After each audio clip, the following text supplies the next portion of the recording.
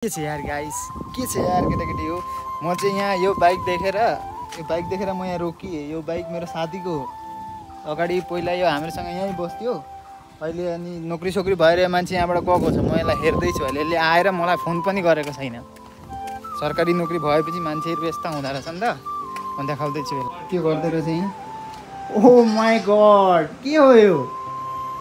ला सरकारी मान्छे भाइ यस्तो यो हेर्न सक्नुहुन्छ है। यो मान्छे हो आएर फोन पनि गरेन मलाई।